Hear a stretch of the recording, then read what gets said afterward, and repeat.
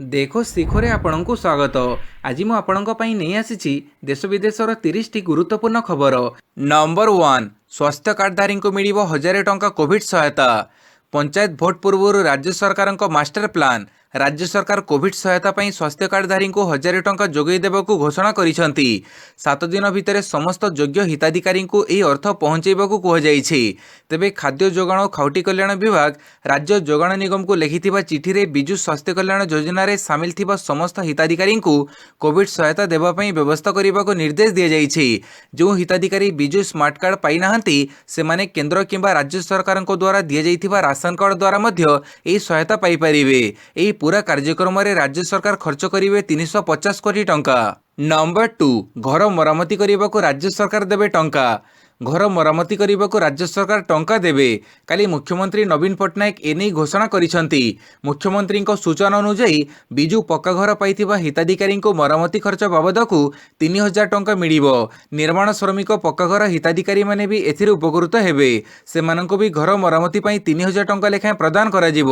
ସେହିଭଳି ଖଣି ଅଞ୍ଚଳ ପକ୍କା ଘର ଯୋଜନା ହିତାଧିକାରୀଙ୍କୁ ବି ଏହି ସହାୟତା ମିଳିବ। କେନ୍ଦ୍ରୀୟ ଯୋଜନାରେ ଘର ପାଇବାରୁ ବଞ୍ଚିତ ଲୋକଙ୍କୁ ଘର ମରାମତି କରିବାକୁ 5000 ଟଙ୍କା ଲେଖାଏଁ ମିଳିବ ବୋଲି ମୁଖ୍ୟମନ୍ତ୍ରୀ ଘୋଷଣା କରିଛନ୍ତି। ସେ କହିଛନ୍ତି ଉଭୟ ସହାୟତା ରାଶି ହିତାଧିକାରୀଙ୍କ ବ୍ୟାଙ୍କ ଆକାଉଣ୍ଟକୁ ଯିବ। ଏଥିରୁ 30 ଲକ୍ଷ ପରିବାର ଉପକୃତ ହେବେ। ଆଉ ଏଥିପାଇଁ ରାଜ୍ୟ ସରକାର ଖର୍ଚ୍ଚ କରିବେ 1444 କୋଟି ଟଙ୍କା। ନମ୍ବର 3, ଓଡ଼ିଶାରେ 2 ଜଣ ଓମିକ୍ରନ୍ ସଂକ୍ରମିତ ଚିହ୍ନଟ। ଓଡ଼ିଶାରେ 2 ଜଣ ଓମିକ୍ରନ୍ ସଂକ୍ରମିତ ଚିହ୍ନଟ ହୋଇଛନ୍ତି। ଏନେଇ ILS ପକ୍ଷରୁ ସୂଚନା ଦିଆଯାଇଛି। ଏମାନଙ୍କ ଭିତରୁ ଜଣେ ନାଇଜେରିଆ ଆଉ ଜଣେ କାତାରରୁ ଓଡ଼ିଶାକୁ ଫେରିଥିବା କୁହାଯାଉଛି। ଜିନୋମ୍ ସିକ୍ୱେନ୍ସିଂ ପରେ ଚିହ୍ନଟ ହୋଇଛନ୍ତି। ସେ 2 ଜଣଙ୍କ ସ୍ୱାସ୍ଥ୍ୟାବସ୍ଥା ସ୍ଥିର ଅଛି, କେହି ଗୁରୁତର ନାହାନ୍ତି। ନମ୍ବର 4, ଜାନୁଆରୀ 5ରୁ ସमेଟିଭ ଆସେସମେଣ୍ଟ 1 ବୋର୍ଡ ୱେବସାଇଟ୍ରେ ପରୀକ୍ଷା ସୂଚନା। ମାଧ୍ୟମିକ ଶିକ୍ଷା ପରିଷଦ ପକ୍ଷରୁ ଆସନ୍ତା ଜାନୁଆରୀ 5 ତାରିଖରୁ 8 ତାରିଖ ପର୍ଯ୍ୟନ୍ତ ଦିନକୁ 2ଟି ସିଟିଂରେ ପ୍ରଥମେ ସमेଟିଭ ଆସେସମେଣ୍ଟ 1 ପରୀକ୍ଷା ଅନୁଷ୍ଠିତ ହେବ। SA1 ପାଇଁ 5,71,935 ଜଣ ମାଟ୍ରିକ ପରୀକ୍ଷାର୍ଥୀ ଓ 3,731 ଜଣ ମଧ୍ୟମ ପରୀକ୍ଷାର୍ଥୀ ଫର୍ମ ପୂରଣ କରିଛନ୍ତି। ଏହି ପରୀକ୍ଷା ରାଜ୍ୟର 3093ଟି ପରୀକ୍ଷା କେନ୍ଦ୍ରରେ ଅନୁଷ୍ଠିତ ହେବ ଓ ପ୍ରଶ୍ନପତ୍ର ସାଇତି ରଖିବା ପାଇଁ ରାଜ୍ୟରେ 311ଟି ନୋଡାଲ ସେଣ୍ଟର ଚୟନ କରାଯାଇଛି। ବୋର୍ଡ ପକ୍ଷରୁ ଆସନ୍ତା ପ୍ରଥମ ସमेଟିଭ ଆସେସମେଣ୍ଟ 1 ପରୀକ୍ଷା ସଂକ୍ରାନ୍ତୀୟ ସମସ୍ତ ସୂଚନା ବୋର୍ଡ ୱେବସାଇଟ୍ www.bseodisha.ac.in ରେ ଛଡ଼ାଯାଇଛି। ପାଣିପାଗ ସୂଚନା ଜାରି ହେଲା ଅରେଞ୍ଜ ୱାର୍ଣ୍ଣିଂ। ଏସବୁ ଜିଲ୍ଲାରେ ହେବ ପ୍ରବଳ ଥଣ୍ଡା। ଆଗାମୀ 2ରୁ 3 ଦିନ ଧରି ଆଭ୍ୟନ୍ତରୀଣ ପଶ୍ଚିମ ଓଡ଼ିଶାର କିଛି ଜିଲ୍ଲାରେ ପ୍ରବଳ ଥଣ୍ଡା ଅନୁଭୂତ ହୋଇପାରେ। ଆଉ ଏହାକୁ ନେଇ ସ୍ୱତନ୍ତ୍ର ରିଲିଫ କମିଶନର କାଲି ସମସ୍ତ ଜିଲ୍ଲାର ଜିଲ୍ଲାପାଳମାନଙ୍କୁ ଚିଠି ଲେଖିଛନ୍ତି। SRCଙ୍କ କାର୍ଯ୍ୟାଳୟରୁ ଜାରି ନିର୍ଦ୍ଦେଶନାମା ମୁତାବକ ପାଣିପାଗ ବିଭାଗର ସୂଚନା ମୁତାବକ ଆସନ୍ତା 2ରୁ 3 ଦିନ ମଧ୍ୟରେ ରାଜ୍ୟର କିଛି ଜିଲ୍ଲାରେ ପ୍ରବଳ ଥଣ୍ଡା ଅନୁଭୂତ ହେବ। କାଲି ଯାଏଁ ସୁନ୍ଦରଗଡ଼, ଝାରସୁଗୁଡ଼ା, ମୟୂରଭଞ୍ଜ, କଳାହାଣ୍ଡି, ବଲାଙ୍ଗୀର, ସୋନପୁର ଓ ବୌଦ୍ଧ ଜିଲ୍ଲାରେ ପ୍ରବଳରୁ ଅତି ପ୍ରବଳ ଥଣ୍ଡା ଅନୁଭୂତ ହେବ। ଏଥିପାଇଁ ଏହି ଜିଲ୍ଲାଗୁଡ଼ିକ ପାଇଁ ଅରେଞ୍ଜ ୱାର୍ଣ୍ଣିଂ ଜାରି କରାଯାଇଛି। ସେହିପରି ବାଲେଶ୍ୱର, ଭଦ୍ରକ, କେନ୍ଦ୍ରାପଡ଼ା, ପୁରୀ, କନ୍ଧମାଳ, ନୂଆପଡ଼ା, ନବରଙ୍ଗପୁର, ଦେବଗଡ଼, ସମ୍ବଲପୁର, ବରଗଡ଼, କେଉଁଝର ଜିଲ୍ଲା ପାଇଁ ୟେଲୋ ୱାର୍ଣ୍ଣିଂ ଜାରି କରାଯାଇଛି। 23 ତାରିଖ ପର୍ଯ୍ୟନ୍ତ ଅନୁଗୁଳ, ସୋନପୁର, ବଲାଙ୍ଗୀର, କଳାହାଣ୍ଡି, କନ୍ଧମାଳ, ନୂଆପଡ଼ା, ନବରଙ୍ଗପୁର, ମୟୂରଭଞ୍ଜ, କେଉଁଝର, ଯାଜପୁର, ଢେଙ୍କାନାଳ, ବାଲେଶ୍ୱର, ଭଦ୍ରକ, ଗଞ୍ଜାମ, ନୟାଗଡ଼, ଖୋର୍ଦ୍ଧା, କଟକ ପାଇଁ ୟେଲୋ ୱାର୍ଣ୍ଣିଂ ଜାରି କରାଯାଇଛି। ନମ୍ବର 6, ଭୋଟର ତାଲିକା ଆଧାର ସଂଯୋଗୀକରଣ ବିଲ୍ ରାଜ୍ୟସଭାରେ ଗୃହୀତ। ଲୋକସଭାରେ ନିର୍ବାଚନ ଆଇନ ସଂଶୋଧନ ବିଲ୍ 2021 ଗୃହୀତ ହେବା ପରେ କାଲି ହଟ୍ଟଗଡ଼ ମଧ୍ୟରେ ରାଜ୍ୟସଭାରେ ଗୃହୀତ ହୋଇଛି। ଫଳରେ ଦେଶର ଭୋଟର ତାଲିକା ସହ ଆଧାର ସଂଯୋଗୀକରଣ ହେବା ପ୍ରସ୍ତାବ ଏକ ପ୍ରକାର ନିଶ୍ଚିତ ହୋଇଛି। ତେବେ କାଲି ରାଜ୍ୟସଭାରେ ଏହି ସଂଶୋଧନ ବିଲ୍ ଆଗତ ହେବା ପରେ ବିରୋଧୀ ଦଳ ଏହାର ଦୃଢ଼ ବିରୋଧ କରିଥିଲେ। ରାଜ୍ୟସଭାରେ କାଲି କେନ୍ଦ୍ର ଆଇନ ମନ୍ତ୍ରୀ କିରେଣ ରିଜିଜୁ ଏହି ବିଲ୍ ଉପସ୍ଥାପନ କରିଥିଲେ। ଅନ୍ୟପକ୍ଷରେ ଏଥିରେ 5ଟି ସଂଶୋଧନ ପାଇଁ ଦାବି କରିବା ସହ ଏହାକୁ ସିଲେକ୍ଟ କମିଟିକୁ ପଠାଇବା ପାଇଁ ବିରୋଧୀ ଦଳ ଦାବି କରିଥିଲେ। CPIM ସାଂସଦ ଜନ୍ ବିତ୍ରାସ ଏହି ବିଲ୍ରେ 5ଟି ନକାରାତ୍ମକ ଦିଗ ରହିଥିବା ଦର୍ଶାଇଥିଲେ। ନମ୍ବର 7, ସ୍ୱଚ୍ଛ ସହରକୁ ମିଳିବ ମୁଖ୍ୟମନ୍ତ୍ରୀ ସ୍ୱଚ୍ଛ ସହର ସମ୍ମାନ। କେନ୍ଦ୍ର ସରକାରଙ୍କ ପକ୍ଷରୁ ପ୍ରତିବର୍ଷ ଆୟୋଜନ ହେଉଥିବା ସ୍ୱଚ୍ଛ ସର୍ବେକ୍ଷଣରେ ଓଡ଼ିଶାର ସହରଗୁଡ଼ିକ ଭଲ ର୍ୟାଙ୍କ ପାଉନଥିବାରୁ ଜିଲ୍ଲା ସ୍ତରରେ ଓଡ଼ିଶା ଅପଦସ୍ଥ ହେଉଛି। ତେଣୁ ସ୍ୱଚ୍ଛ ସର୍ବେକ୍ଷଣ 2022ରେ ଯେପରି ଓଡ଼ିଶାର ସହରଗୁଡ଼ିକ ଭଲ ର୍ୟାଙ୍କ ପାଇବେ ସେ ନେଇ ନଗର ଉନ୍ନୟନ ବିଭାଗ ପକ୍ଷରୁ ଏବେଠାରୁ ରାଜ୍ୟର ସହରଗୁଡ଼ିକ ମଧ୍ୟରେ ସ୍ୱଚ୍ଛ ସହର ପ୍ରତିଯୋଗିତା ଆରମ୍ଭ ହୋଇଛି। ଯେଉଁ ସହର ଅଧିକ ସ୍ୱଚ୍ଛ ହେବ ତାକୁ ମୁଖ୍ୟମନ୍ତ୍ରୀ ସ୍ୱଚ୍ଛ ସହର ସମ୍ମାନ ପ୍ରଦାନ କରାଯିବ ବୋଲି ନିଷ୍ପତ୍ତି ହୋଇଛି। ଏହାକୁ ନେଇ କାଲି ବିଭିନ୍ନ ପୌର ସଂସ୍ଥାର ଅଧିକାରୀଙ୍କ ପାଇଁ ଏକ ଓରିଏଣ୍ଟେସନ କାର୍ଯ୍ୟକ୍ରମ ଲୋକସଭା ଭବନ କନଭେନସନ ସେଣ୍ଟରରେ ଅନୁଷ୍ଠିତ ହୋଇଯାଇଛି। ଏଥିରେ ନଗର ଉନ୍ନୟନ ବିଭାଗ ପ୍ରମୁଖ ସଚିବ ଜି ମାଥି ଭାତନମ ଯୋଗଦେଇ କହିଛନ୍ତି ଯେ ଯେଉଁ ସଂସ୍ଥାଗୁଡ଼ିକ ସଫେଇ କାର୍ଯ୍ୟରେ ନିୟୋଜିତ ହୋଇଛନ୍ତି ସେମାନଙ୍କର ଦକ୍ଷତା ବିକାଶ କରାଯିବା ସହ ପ୍ରତି ସହରକୁ ସ୍ୱଚ୍ଛ ସହରରେ ପରିଣତ କରାଯିବ। ସଫେଇ କାର୍ଯ୍ୟରେ ମିଶନ ଶକ୍ତି ସଦସ୍ୟ କିନ୍ନର ଜରିଗୋଟାଣୀମାନଙ୍କୁ ନିୟୋଜିତ କରାଯିବ। ନମ୍ବର 8 ଓମିକ୍ରନ୍ 3 ଗୁଣ ଅଧିକ ସଂକ୍ରାମକ, ୱାର ରୁମ୍ ଖୋଲିବାକୁ ସବୁ ରାଜ୍ୟକୁ କେନ୍ଦ୍ରର ଚିଠି। ଦେଶରେ କୋଭିଡ୍ର ଓମିକ୍ରନ୍ ଭାରିଏଣ୍ଟ ଦ୍ରୁତ ଗତିରେ ବ୍ୟାପିବାରେ ଲାଗିଛି। କାଲି ଦେଶରେ ଓମିକ୍ରନ୍ ସଂକ୍ରମିତଙ୍କ ସଂଖ୍ୟା 200 ପାର କରିଯିବାକୁ ସବୁ ରାଜ୍ୟ ଓ କେନ୍ଦ୍ରଶାସିତ ଅଞ୍ଚଳଗୁଡ଼ିକ ପାଇଁ କେନ୍ଦ୍ର ସରକାର ସତର୍କ ସୂଚନା ଜାରି କରିଛନ୍ତି। ଓମିକ୍ରନ୍ ସବୁଠାରୁ ମାରାତ୍ମକ ଡେଲ୍ଟା ଭାରିଏଣ୍ଟ ତୁଳନାରେ 3 ଗୁଣ ଅଧିକ ସଂକ୍ରାମକ। ଏହାର ଅର୍ଥ ଏହା 3 ଗୁଣ ଅଧିକ ସ୍ପିଡ୍ରେ ଜଣଙ୍କଠାରୁ ଆଉ ଜଣଙ୍କୁ ସଂକ୍ରମିତ କରିବ। ତେଣୁ ରାଜ୍ୟ ସରକାରମାନେ ସଂକ୍ରମଣକୁ ରୋକିବା ପାଇଁ ତୁରନ୍ତ ୱାର ରୁମ୍ଗୁଡ଼ିକୁ ଆକ୍ଟିଭ୍ କରନ୍ତୁ ବୋଲି କେନ୍ଦ୍ର ସରକାର କାଲି ଚିଠି ଲେଖିଛନ୍ତି। ତେଣୁ ସ୍ଥାନୀୟ ଓ ଜିଲ୍ଲା ସ୍ତରରେ ଅଧିକ ସତର୍କତା ଅବଲମ୍ବନ କରିବାକୁ ପଡ଼ିବ। ବିଶେଷ କରି ତଥ୍ୟର ବିଶ୍ଳେଷଣ, ଟେଷ୍ଟିଂ ଓ କଣ୍ଟେନମେଣ୍ଟକୁ ଜୋରଦାର କରିବାକୁ ହେବ। ଭାଇରସ୍ କାୟ ବିସ୍ତାର କରିବା ପୂର୍ବରୁ ସବୁ ପ୍ରକାରର ପ୍ରସ୍ତୁତି ଶେଷ କରିବାକୁ କେନ୍ଦ୍ର ସରକାର ଚିଠିରେ କହିଛନ୍ତି। ନମ୍ବର 9 ଶସ୍ତା ହେବ ରିଫାଇଣ୍ଡ ଖାଇବା ତେଲ, ସରକାର କମେଇଲେ ଶୁଳ୍କ। ସାଧାରଣ ଖାଉଟିଙ୍କ ପାଇଁ ଆଶ୍ୱସ୍ତିଭର ଖବର। ଶସ୍ତା ହୋଇପାରେ ଖାଇବା ତେଲ। ସରକାର ରିଫାଇଣ୍ଡ ପାମ୍ ଅଏଲ୍ ଉପରୁ ସୀମା ଶୁଳ୍କ 17.5%ରୁ 12.5%କୁ ହ୍ରାସ କରିଛନ୍ତି। ଆମଦାନୀ ହେଉଥିବା ଉଭୟ ରିଫାଇଣ୍ଡ ପାମ୍ ଅଏଲ୍ ଓ ରିଫାଇଣ୍ଡ ପାମୋଲିନ୍ ଉପରୁ ଏହି ଶୁଳ୍କ ହ୍ରାସ କରାଯାଇଛି। ଏହାଦ୍ୱାରା ଦେଶରେ ରିଫାଇଣ୍ଡ ତେଲ ମୂଲ୍ୟ ହ୍ରାସ ପାଇବାର ସମ୍ଭାବନା ରହିଛି। ପାମ୍ ଅଏଲ୍ ଉପରେ ପୂର୍ବରୁ 17.5% ସୀମା ଶୁଳ୍କ ଲାଗୁ ହେଉଥିବା ବେଳେ ସାମାଜିକ କଲ୍ୟାଣ ସେସ୍ ମିଶାଇ ମୋଟ 19.25% ଶୁଳ୍କ ଆଦାୟ ହେଉଥିଲା। ଏବେ ସୀମା ଶୁଳ୍କ ହ୍ରାସ ପାଇବା ପରେ ପାମ୍ ଅଏଲ୍ ଉପରେ ସୀମା ଶୁଳ୍କ 13.75%କୁ ହ୍ରାସ ପାଇବ ବୋଲି ସୋଲଭେଣ୍ଟ ଏଟ୍ରାକ୍ଟ ଆସୋସିଏସନ ପକ୍ଷରୁ କୁହାଯାଇଛି। ଏହି ସଂଶୋଧିତ ଶୁଳ୍କ ମଙ୍ଗଳବାର ଠାରୁ ଲାଗୁ ହୋଇଛି। ନମ୍ବର 10 ଓଡ଼ିଶା ପ୍ରଶାସନିକ ସେବା ପାଇଁ ପରୀକ୍ଷାର୍ଥୀଙ୍କୁ ଅତିରିକ୍ତ 1 ବର୍ଷ ସମୟ ଦେଲେ ରାଜ୍ୟ ସରକାର। ଓଡ଼ିଶା ପ୍ରଶାସନିକ ସେବା OCSରେ ଆବେଦନ କରିବା ପାଇଁ ରାଜ୍ୟ ସରକାର ପରୀକ୍ଷାର୍ଥୀଙ୍କୁ 1 ବର୍ଷର ଅତିରିକ୍ତ ସମୟ ପ୍ରଦାନ କରିଛନ୍ତି। 2011ରୁ 2014 ମଧ୍ୟରେ ପ୍ରତ୍ୟେକ ବର୍ଷ ପରୀକ୍ଷାରେ ବିଳମ୍ବ ହୋଇଥିଲା। UPSC ଢଙ୍ଗରେ OCS ପରୀକ୍ଷା କରିବା ପାଇଁ ନିଷ୍ପତ୍ତି ହେବା ପରେ ସର୍ବୋଚ୍ଚ ସମୟସୀମା ଅତିକ୍ରମ କରିଥିବା ପରୀକ୍ଷାର୍ଥୀଙ୍କୁ ଅତିରିକ୍ତ ବର୍ଷେ ସମୟ ସରକାର ଦେଇଛନ୍ତି। ଅନେକ ପରୀକ୍ଷାର୍ଥୀ ସର୍ବୋଚ୍ଚ ସମୟସୀମାକୁ ବାଦ ଦେଇ OCS 2021ରେ ଆବେଦନ କରିବା ଲାଗି ଆବେଦନ କରିଥିଲେ। ତେବେ ସମସ୍ତ ଦିଗକୁ ବିଚାର କରି ରାଜ୍ୟ ସରକାର ଏହି ନିଷ୍ପତ୍ତି ନେଇଥିବା ଜଣାପଡ଼ିଛି। ଯେଉଁ ପରୀକ୍ଷାର୍ଥୀମାନେ OCS 2019-20ରେ ଆବେଦନ କରିଥିଲେ ମାତ୍ର OCS 2021 ବେଳକୁ ସେମାନଙ୍କ ସର୍ବୋଚ୍ଚ ସମୟସୀମା ପାର ହୋଇଯାଇଛି, ସେମାନଙ୍କୁ ଅତିରିକ୍ତ 1 ବର୍ଷ ପରୀକ୍ଷା ଦେବା ପାଇଁ ମିଳିଛି। ନମ୍ବର 11 ଡରଉଛି ଓମିକ୍ରନ୍, ଭୁବନେଶ୍ୱରକୁ ପୁଣି ଫେରିଲା କଣ୍ଟେନମେଣ୍ଟ ଜୋନ୍। ଓଡ଼ିଶାରେ 2 ଜଣ ପୁରୁଷ ଓମିକ୍ରନ୍ ଆକ୍ରାନ୍ତ ଚିହ୍ନଟ ହେବା ପରେ ସତର୍କ ହୋଇଛନ୍ତି ରାଜ୍ୟ ସରକାର। ଆଉ ଏହାରି ଭିତରେ ଭୁବନେଶ୍ୱରକୁ ପୁଣି ଫେରିଛି କଣ୍ଟେନମେଣ୍ଟ ଜୋନ୍। ଭୁବନେଶ୍ୱର ବମିଖାଲ ଅଞ୍ଚଳର ଜୟଦୁର୍ଗା ନଗରକୁ କଣ୍ଟେନମେଣ୍ଟ ଜୋନ୍ ଘୋଷଣା କରିଛି ଭୁବନେଶ୍ୱର ମହାନଗର ନିଗମ। ଏକାଧିକ କୋଭିଡ୍ ପଜିଟିଭ୍ ଚିହ୍ନଟ ହେବା ପରେ ପଦକ୍ଷେପ ଗ୍ରହଣ କରିଛି BMC। ସେହିପରି ଭୁବନେଶ୍ୱର VSS ନଗର ଅଞ୍ଚଳରେ ମଧ୍ୟ ଏକାଧିକ ପଜିଟିଭ୍ ଚିହ୍ନଟ ପରେ ୱାର୍ଡ ନମ୍ବର 11କୁ କଣ୍ଟେନମେଣ୍ଟ ଜୋନ୍ ଘୋଷଣା କରାଯାଇଛି। ଓଡ଼ିଶାରେ କାଲି ପ୍ରଥମ ଥର ପାଇଁ ଓମିକ୍ରନ୍ ଚିହ୍ନଟ ହୋଇଛନ୍ତି। ନମ୍ବର 12 କୃଷି କ୍ଷେତ୍ରରେ କର୍ପୋରେଟ୍ ଜଗତର ନିବେଶ ପାଇଁ ପ୍ରଧାନମନ୍ତ୍ରୀଙ୍କ ଆହ୍ୱାନ। 2022-23 ଆର୍ଥିକ ବର୍ଷ ନିମନ୍ତେ ସଂସଦରେ ଦେଶର ବଜେଟ୍ ଉପସ୍ଥାପନ କରାଯିବା ପୂର୍ବରୁ ପ୍ରାକ୍ ବଜେଟ୍ ଆଲୋଚନାରେ ପ୍ରଧାନମନ୍ତ୍ରୀ ନରେନ୍ଦ୍ର ମୋଦି ଦେଶର କର୍ପୋରେଟ୍ ଜଗତର ନେତୃବୃନ୍ଦଙ୍କୁ ଭେଟି ସେମାନଙ୍କ ସହିତ ଆଲୋଚନା କରିଛନ୍ତି। ବ୍ୟାଙ୍କିଂ, ଭିତ୍ତିଭୂମି, ଇସ୍ପାତ, ଯାନବାହନ, ଦୂରସଞ୍ଚାର, ଉପଭୋକ୍ତା ସାମଗ୍ରୀ, ବୟନ, ଅକ୍ଷୟ ଶକ୍ତି, ହୋଟେଲ, ମହାକାଶ ବିଜ୍ଞାନ, ସ୍ୱାସ୍ଥ୍ୟସେବା ଆଦି ଶିଳ୍ପ ସହିତ ସମ୍ପୃକ୍ତ ପ୍ରାୟ 20ଟି କମ୍ପାନୀର ମୁଖ୍ୟ ପ୍ରଧାନମନ୍ତ୍ରୀଙ୍କ ସହିତ ଆଲୋଚନାରେ ଅଂଶଗ୍ରହଣ କରିଥିଲେ। ଏହି ବୈଠକରେ ପ୍ରଧାନମନ୍ତ୍ରୀଙ୍କ ସହିତ ନିର୍ମଳା ସୀତାରମଣ ଏବଂ କେନ୍ଦ୍ର ବାଣିଜ୍ୟ ଶିଳ୍ପ ମନ୍ତ୍ରୀ ପୀୟୂଷ ଗୋୟଲ ମଧ୍ୟ ଉପସ୍ଥିତ ଥିଲେ। କମ୍ପାନୀଗୁଡ଼ିକ କୃଷି ଓ ଖାଦ୍ୟ ପ୍ରକ୍ରିୟାକରଣ ଭଳି କ୍ଷେତ୍ରରେ ଅଧିକରୁ ଅଧିକ ନିବେଶ କରିବାକୁ ପ୍ରଧାନମନ୍ତ୍ରୀ ଆହ୍ୱାନ ଦେଇଥିଲେ। ତାହା ସହିତ ପ୍ରାକୃତିକ କୃଷି ପଦ୍ଧତିକୁ ରୂପାନ୍ତରିତ ହେବା ଉପରେ ମଧ୍ୟ ସେ ଗୁରୁତ୍ୱ ଦେଇଥିଲେ। ନମ୍ବର 13 ଟଙ୍କା ବାଣ୍ଟି ଭୋଟ ନେବ ଷଡ଼ଯନ୍ତ୍ରରେ ସଫଳ ହେବେନି ମୁଖ୍ୟମନ୍ତ୍ରୀ, କହିଲା ବିଜେପି। ପଞ୍ଚାୟତ ନିର୍ବାଚନ ପାଇଁ ଆଚରଣ ବିଧି ଲାଗୁ ହେବାକୁ ଯାଉଛି। ଠିକ୍ ସେହି ସମୟରେ ହିତାଧିକାରୀଙ୍କୁ ଟଙ୍କା ବାଣ୍ଟି ପଞ୍ଚାୟତ ନିର୍ବାଚନକୁ ପ୍ରଭାବିତ କରିବାର ହୀନ ପ୍ରୟାସ ଶାସକ ବିଜେଡି କରିଛି। ସାଧାରଣ ଲୋକଙ୍କ ମଧ୍ୟରେ ଥିବା ରାଜ୍ୟ ସରକାରଙ୍କ ପ୍ରତି କ୍ଷୋଭରୁ ବଞ୍ଚିବା ପାଇଁ ମୁଖ୍ୟମନ୍ତ୍ରୀ ପୁଣି ଥରେ ଆଉ ଏକ ହୀନ ଜନବିରୋଧୀ ପ୍ରୟାସ ଆରମ୍ଭ କରିଛନ୍ତି ବୋଲି ବିଜେପି ଅଭିଯୋଗ କରିଛି। ବିଜେପି ସାଧାରଣ ସମ୍ପାଦକ ଗୋଲକ ମହାପାତ୍ର କାଲି ଗଣମାଧ୍ୟମକୁ ପ୍ରତିକ୍ରିୟା ଦେଇ କହିଛନ୍ତି ଯେ କୋଭିଡ୍ ସହାୟତା ପାଇଁ କେନ୍ଦ୍ର ସରକାର ରାଷ୍ଟ୍ରୀୟ ଜୀବିକା ମିଶନରେ ପଠାଇଥିବା ପର୍ଯ୍ୟାପ୍ତ ପରିମାଣର ସହାୟତା ଟଙ୍କାକୁ ହଡ଼ପ ଓ ଚଞ୍ଚକତା କରି ସେହି ଟଙ୍କାକୁ ସଠିକ୍ ସମୟରେ ନ ନେଇ ଏବେ ନିର୍ବାଚନ ପରିପ୍ରେକ୍ଷୀରେ ଭୋଟ ହାତେଇବା ପାଇଁ ଦଳୀୟ ଭିତ୍ତିରେ ଟଙ୍କା ବାଣ୍ଟୁଛନ୍ତି। ନମ୍ବର 14 गत 24 घंटा भितर राज्य में 146 पॉजिटिव चिन्हट। गत 24 घंटा मध्य राज्य में 146 जन पॉजिटिव चिन्हट होती। बालेश्वर 4, बरगढ़ 1, भद्रक 2, बलांगीर 1, कटक 14, देवगढ़ 3, ढेंकानाल 1, गंजाम 2, जाजपुर 3, झारसुगुड़ा 2, केन्द्रापड़ा 3, खोर्धा 72, मयूरभंज 1, नयगढ़ 3, पुरी 4, रायगढ़ 3, संबलपुर 7 और सुंदरगढ़ 9 जन पॉजिटिव चिन्हट होती।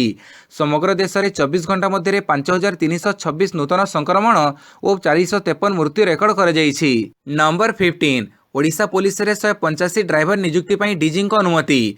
Police DG Shri Abhay police motor transport विभाग 185 ड्राइवर पदवी रे नियुक्ति पर अनुमति प्रदान करिसेंती। एही नियुक्ति प्रक्रिया को चयन बोर्ड द्वारा परिचालना करा जायछि। ओडिशा पुलिस वेबसाइट रे सफलता हासिल करिथिबा प्रार्थीଙ୍କ तालिका उपलब्ध रहिछि। आईजी जतीन्द्र कोयल अध्यक्षतार नियुक्ति प्रक्रिया शेष होइछि। सूचनायोग्य डिसेम्बर 1 तारिख ठूँ डिसेम्बर 10 मध्य शारीरिक गाड़ी चालना और डिसेम्बर 12 तारिख में लिखित परीक्षा अनुष्ठित होइथिला। नंबर 16 144 रु 134 आसन पोछिनेले दीदी विरोधी जड़का। पश्चिमबंग में पुणी थे जादू देखी टीएमसी सुप्रीमो तथा मुख्यमंत्री ममता बानर्जी। बेंगल विधानसभा निर्वाचन में हैट्रिक और परे भवानीपुर उपनिर्वाचन में विजय हासिल कर दीदी टीएमसी एवं पौर निर्वाचन में एकतरफा बाजीमात करिछि। कोलकाता पौर निर्वाचन केएमसी रे टीएमसी 144 आसन एकाकी 134 रे जीतिछि। टीएमसी एपरी लैंडस्लाइड विजय को देखि विरोधी पूरा जड़का हो जाइछंती। केएमसी 144 आसन पर भोटिंग होइथिबा बेले काली रिजल्ट प्रकाश पाइछि। एही निर्वाचन में टीएमसी 134 जन प्रार्थी जीतिछंती। 2015 रे दल 113 आसन जीतिथिला किंतु एथर टीएमसी तार पूर्ण रेकर्ड भांगी देइछि। एथिसह समस्त 16 नगरपालिका टीएमसी खाता को जाइछि। नंबर 17 भारतीय सेना हाथ में नुआ अस्त्र निपुण लैंडमाइन।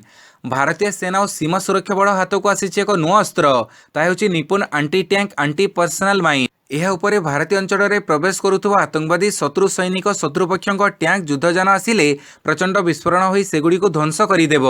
फल भारतीय अंचल में अनुप्रवेश करने पूर्व शत्रुपक्ष अनेक थर चिंता कर संपूर्ण स्वदेशी ज्ञानकौशल निर्मित यह निपुण माइन को डीआरडीओ सहायतार एक भारतीय कंपनी निर्माण करिछि।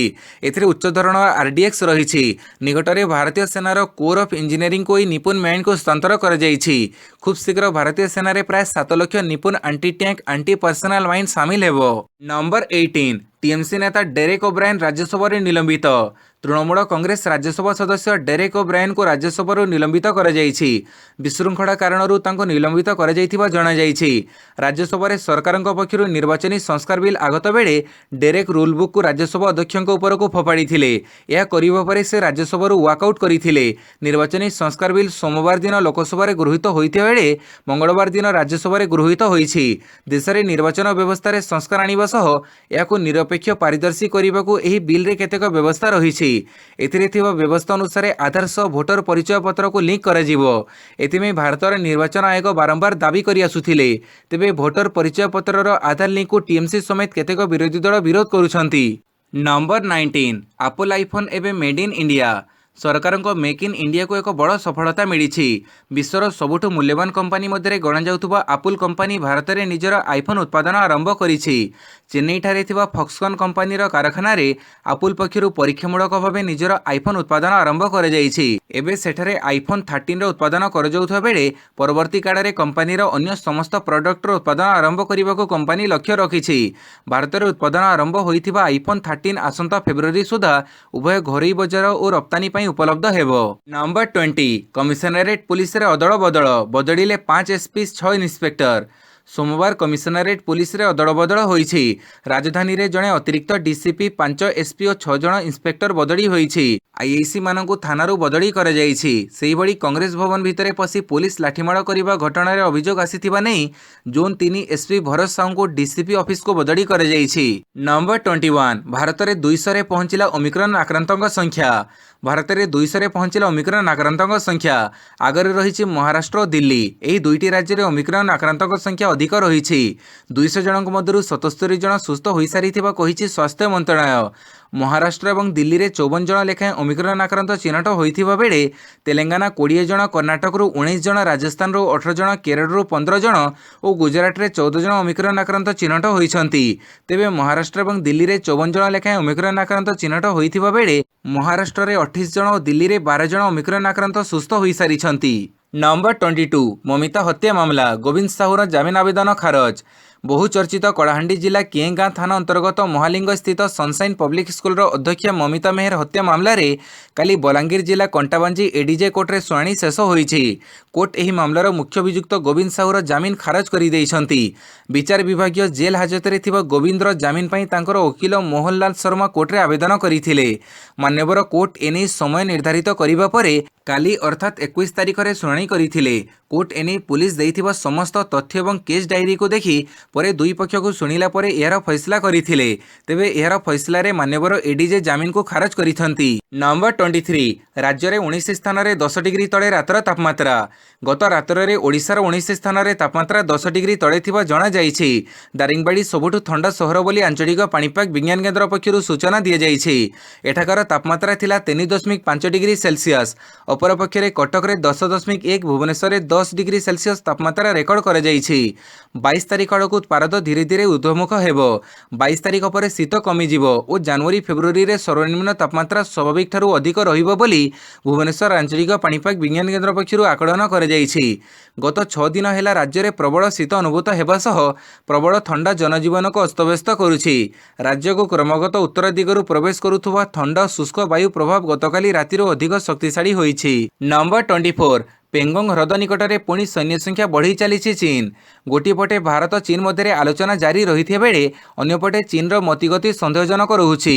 चीन पेंगोंग ह्रद अंचल में गत वर्ष ठारू निजर सैन्य संख्या कमिब कौन ओलटी बढ़ी चली। मिली सविशेष उपग्रह चित्रु जमापड़ी जे पेंगोंग ह्रद उत्तर में फिंगर 8 और सिरिजाप अंचल में निजर सैन्यबल बढ़ी चली चीन। यह सहित ह्रदर उत्तर पूर्व उपकूल में चीन पक्षर स्थायी शिविर और हेलीपैड निर्माण कर चिंताजनक विषय होउछि जे एही अंचलरू सैन्य प्रत्याहार पई चीन राजी होइथिला। या सहित सेठारे थिबो अस्थायी शिविर गुडी को नष्ट करि देइथिला, किंतु एबे पुणी शिविर स्थापन करिछि। नंबर 25 2014 पूर्व लिंचिंग शब्द शुणा जाई नथिला कहिले राहुल गांधी। एक्शन मोड रे राहुल गांधी बीजेपी विरोध में घन घन बाण मारुथिबा कांग्रेस नेता राहुल गांधी पुणी थे प्रधानमंत्री नरेंद्र मोदी को टार्गेट करिसंती। से कहिसंती जे 2014 पूर्व लिंचिंग शब्द केबे शुणा जाई नथिला।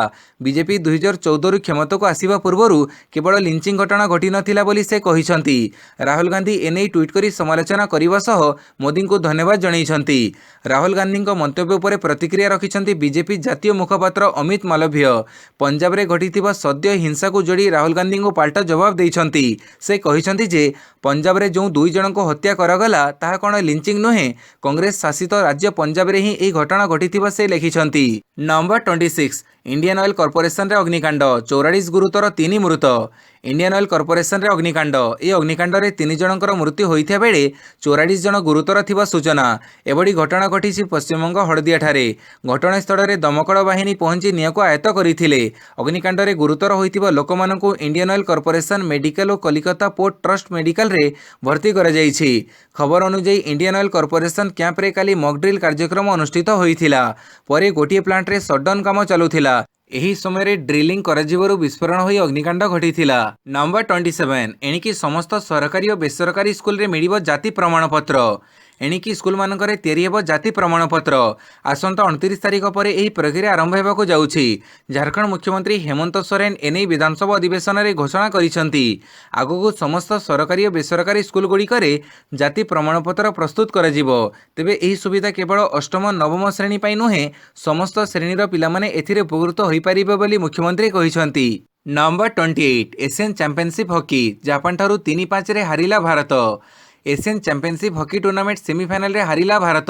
3 थर चैंपियन रही भारत 5-3 गोल रे जापान ठारू पराजित होईछि। समान दल को भारत ग्रुप पर्याय रे 6-0 रे परास्त करिथिला। तृतीय स्थान पर खेला मुकाबिला रे भारत पारंपरिक प्रतिद्वंदी पाकिस्तान को भेटिबो। मंगलवार प्रथम मुकाबिला रे दक्षिण कोरिया 6-5 रे पाकिस्तान को परास्त करिथिला। नंबर 29 द्वितीय आशेष टेस्ट मैच विपुल विजय सह ऑस्ट्रेलिया 2-0 रे आगुआ। आशा अनुसार घरी ऑस्ट्रेलिया सोमवार एठारे समाप्त होइतिबा आशेष टेस्ट श्रृंखलार द्वितीय मैच को जीति नेछि। पेस बॉलर झाय रिचार्डसन जीवनर तृतीय टेस्ट रे एक इनिंग्स रे 5टी विकेट नेबारु ऑस्ट्रेलिया द्वितीय टेस्ट को 275 रन विपुल व्यवधान रे जीति 5 मैच श्रृंखला रे 2-0 रे आगुआ रहिछि। द्वितीय इनिंग्स रे 468 रन पिछा करितिबा इंग्लैंड अंतिम दिन रे शेष घंटा पर्यंत लड़ाई करी 192 रन रे ऑल आउट हो जाइथिला। अत्यवधि आशेष इतिहास रे द्वितीय थर गोटे दल 0-2 रे पछुआ रहिबा परे श्रृंखला जीति पारिछि। तेणु सीरीज बंचेबा किंबा अतिकम्रे अमीमांसित रखिबा इंग्लैंड ପାଇଁ कष्टकर मने हेउछि। 26 रु तृतीय टेस्ट मेलबोर्न रे खेलाଯିବ। नंबर 30 दक्षिण अफ्रीका को बड़ झटका, स्टार पेसर टेस्ट सीरीज रु आउट। भारत दक्षिण अफ्रीका मध्य 3 मैच विशिष्ट टेस्ट सीरीज डिसेम्बर 26 तारिख आरंभ हेबो। तेबे यह पूर्व घरोई टीम को बड़ झटका लागिछि। दक्षिण Africa star pace bowler Anrich Nortje आहत कारणरू पूरा टेस्ट सीरीज रु बाद पड़िछंती। मंगलवार क्रिकेट दक्षिण अफ्रीका ई सूचना देइछि। भारत दक्षिण अफ्रीका मध्य 3 मैच विशिष्ट टेस्ट सीरीज रो प्रथम मैच 26 तारिख रु सेंचुरियन रे आरंभ हेबो। यह परे द्वितीय टेस्ट जनवरी 3 तारिख रु जोहान्सबर्ग एवं तृतीय टेस्ट जनवरी 11 तारिख रु केपटाउन रे आरंभ हेबो। टेस्ट परे दिनिकिया सीरीज जनवरी 19 तारिख रु आरंभ हेबो। वीडियोटी को संपूर्ण देखिथिबारु बहुत बहुत धन्यवाद।